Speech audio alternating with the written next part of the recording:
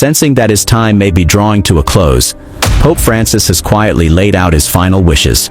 He's prepared to leave this world and stand before God. In a move both humble and unprecedented, he has approved a simple, stripped-down funeral for himself. A pope who has always championed simplicity, even in death, would remain true to his calling.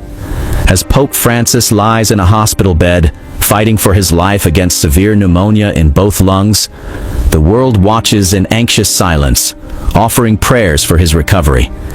Yet, as a man of deep faith, he knows that his time on this earth may be drawing to a close. With that understanding, he made a heartfelt wish. In his words, he said, "Though I know that he has already given me many blessings, I ask the Lord for just one more. Look after me. Let it happen whenever you wish, but please don't make me suffer too much."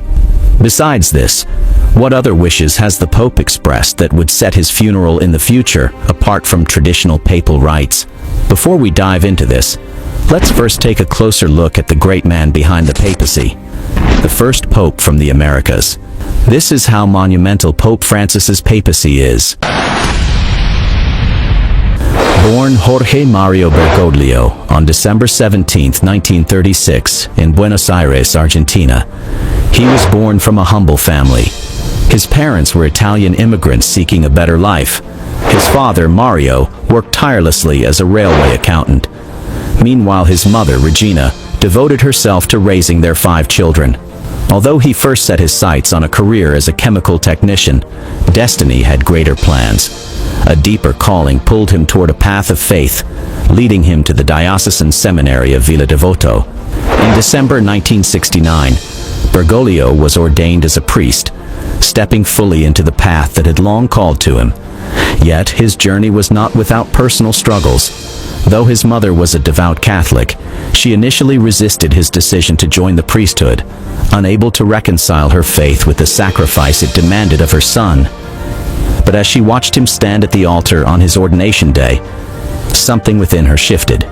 By the end of the ceremony, she not only accepted his calling, she embraced it. Just a few years later, in 1973, Bergoglio took on the role of Jesuit Provincial of Argentina, guiding others in faith and service. In 1992, he stepped into a new chapter of his journey, becoming Archbishop and taking on the immense responsibility of guiding a diocese of over 3 million souls. Then came the moment that would change not just his life, but the course of the Catholic Church. On March 13, 2013, the world waited as white smoke billowed from the Sistine Chapel. In that historic instant, Bergoglio became Pope Francis, the shepherd of over 1 billion Catholics. Under Pope Francis, the Catholic Church has embraced a powerful calling, to be a church for the poor. With humility and conviction, he has led a transformation, turning faith into action. To him, the church is not just a place of worship. It is a sanctuary for the forgotten, a voice for the voiceless, and a beacon of hope for those who have none. With unwavering faith and a heart devoted to service, Pope Francis has led the Catholic Church into a new era, one of renewal, compassion, and deeper connection. But as all journeys must one day reach their final chapter, a question lingers in the minds of many. What will happen when his time on this earth comes to an end? When Pope Francis takes his final breath, a centuries-old ritual will begin, one steeped in tradition and carried out with solemn precision. The weight of responsibility will fall upon the Camerlengo, the Vatican official tasked with confirming the Pope's passing. This role now belongs to Irish-born Cardinal Kevin Farrell. In a moment both intimate and historic, the Camerlengo will enter the Pope's private chapel, standing before his still form. Following tradition, he will call out the pontiff's name 3 times, listening in silence for a response that will never come. Then, in a solemn and symbolic act, he will take the papal signet ring, the symbol of the Pope's authority, and deface or destroy it, marking the official end of his reign. With that, the doors to the papal apartments will be sealed, and the Church will turn its gaze to the future, preparing for the choosing of the new leader. The College of Cardinals, the most senior officials of the Church, is notified, and soon, the Vatican delivers the solemn news to the world. With his death, the ancient tradition of Novendiales begins, a sacred 9-day period of mourning filled with prayers, masses, and ceremonies honoring his life and legacy. As is customary, Italy is expected to declare a national period of mourning.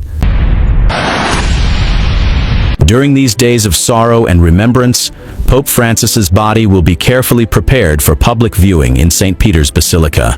Dressed in full papal vestments, he will rest beneath the grandeur of Michelangelo's dome, as streams of mourners will arrive to pay their final respects. Throughout history, popes have lain in state on an elevated platform called a catafalque, but Pope Francis, true to his humble nature, has chosen a simpler farewell. His body will rest in an open coffin, without the grandeur of past papal funerals, reflecting the humility that defined his life. This isn't the only tradition Pope Francis will set aside. For centuries, most popes have been laid to rest in the Vatican grottos beneath St. Peter's Basilica, but Pope Francis, ever guided by his own path, has chosen differently. He has expressed his wish to be buried in Santa Maria Maggiore, a church he visited often and held close to his heart. If his request is honored, he will be the first pope in over a century to be laid to rest outside the Vatican. In yet another break from tradition, Pope Francis has requested a simple wooden coffin with a zinc lining, foregoing the customary 3-layered burial of cypress, lead, and oak. Roughly 2 to 3 weeks after the funeral, the College of Cardinals will convene in the Sistine Chapel for the sacred process of electing a new pope, an event known as a conclave. Only cardinals under the age of 80 are eligible to vote, casting their secret ballots into a chalice placed upon the altar. This exclusive assembly of cardinals is often called the world's most powerful electorate, and for good reason. Imagine this: just over 100 men bound by faith and tradition carry the immense responsibility of selecting the next spiritual leader for billions of Catholics worldwide. Unlike political elections, where candidates face intense public scrutiny, the papal selection unfolds behind closed doors, steeped in secrecy. Most cardinals enter the conclave knowing little about the potential successors. A 2/3 majority is required for a candidate to be declared the new leader of the Catholic Church. If no clear winner emerges, multiple rounds of voting take place. All eyes will turn to the Vatican as smoke billows from the chimney above the Sistine Chapel.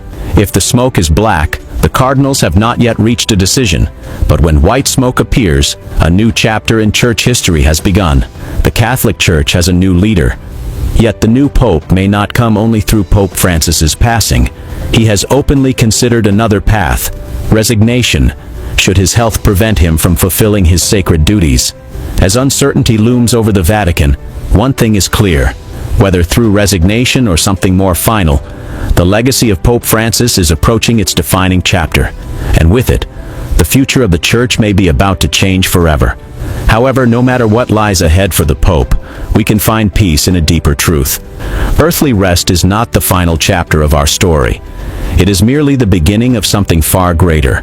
The promise of resurrection is at the heart of Christian belief, as Romans chapter 8 verse 11 reminds us. If the Spirit of Him who raised Jesus from the dead dwells in you, He who raised Christ from the dead will also give life to your mortal bodies through His Spirit who dwells in you. One day, what was once laid to rest will rise again, blooming into the fullness of eternal life. But what are your thoughts about this? Hope you like our story. Until the next one.